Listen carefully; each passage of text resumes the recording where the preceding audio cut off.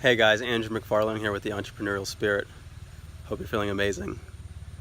The sun is about to go down. This is actually one of my favorite times of day. I actually like to meditate as the day is transitioning into night. So, what do I want to talk to you about? I want to talk to you about not becoming overly romantic with your business. How do we have a vision for creating something amazing in the world? How do we maintain excitement about whatever it is that we're intending to create, and simultaneously have our feet in the ground, be grounded, understand the reality of what we're walking into?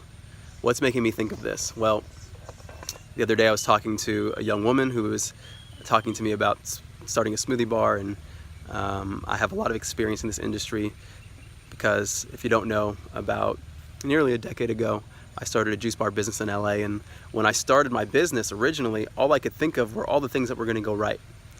I didn't think of all the stuff that was going to go wrong. I didn't think about the water getting shut off because there was city issues, and or when we started we had a truck, and so I didn't think about the generator on the truck breaking down and all of our produce going bad. I never thought about those things because if I put too much of my time and attention on the things that would go wrong, I probably would have never started the business. And so there's a balance. And sometimes having innocence is really, really beautiful because it's what allows us to dive into things with both feet. But sometimes it's also really naive. And so it's interesting because being an entrepreneur, in some ways, depending on how big your vision is, you almost kind of have to be crazy, right? Almost absurd in your way of being, because it's not something that most people do. And there's not really oftentimes, and there are in some ways, but most of the time there's not really paths that you can look at that will be clear representations of what you have to do and what you have to go through. Hopefully this channel helps change those things, right? Because I'm wanting to give you guys strategies and tips and insights and things that I've learned over time.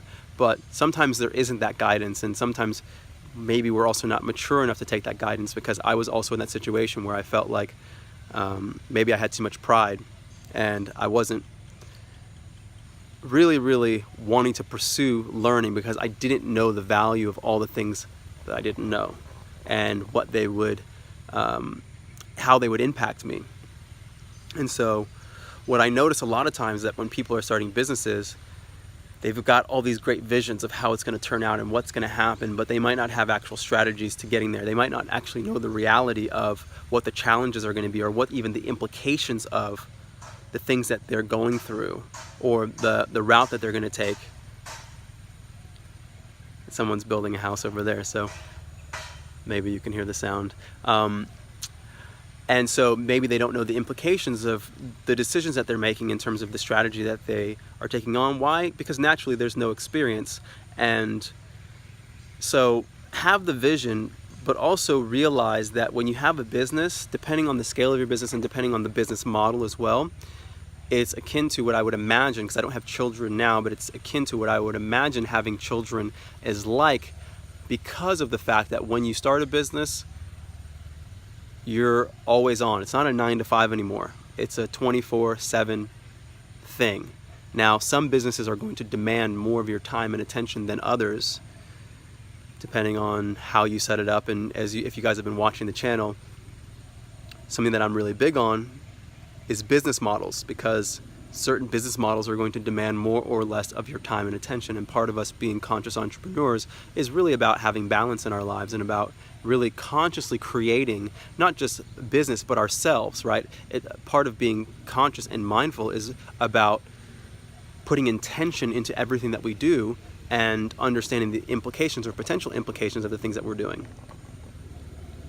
So have a vision, have a powerful vision, and then also educate yourself on the strategies.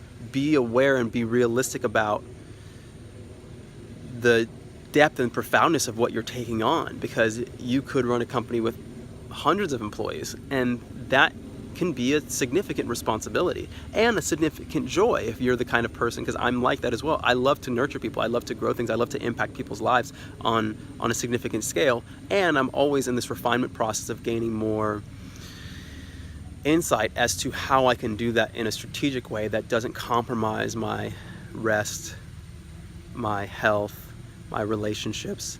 And it's like everything, it's an ebb and flow, right? It's a process. And so it doesn't mean that we're going to perfect it right away, but it's a matter of being sensitive to how we walk into these situations. And the more experience that I've gained, the more I've learned about how to walk into these situations. And so seek guidance. If you guys are interested and you want to reach out to me, put a comment in the comment box below. I'm happy to just talk to you and go through your business model and maybe give you some feedback on what the implications might be, or maybe even ways that you can go and gain more insight in who you need to talk to about learning more about the business that you're stepping into. And so be visionary, be profound in your vision, and also be intelligent. Be aware that these things will only be as easy as you are intelligent in your strategy.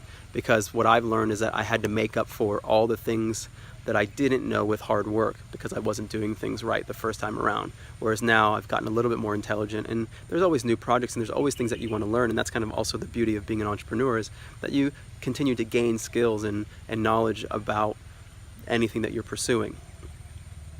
So I hope this has been helpful. It's important for us to be sober in our pursuits, but it's also important for us to have a vision, have a strong vision, and know that you're capable. That's important, right? It's to know that you're capable. You can create what you want to create.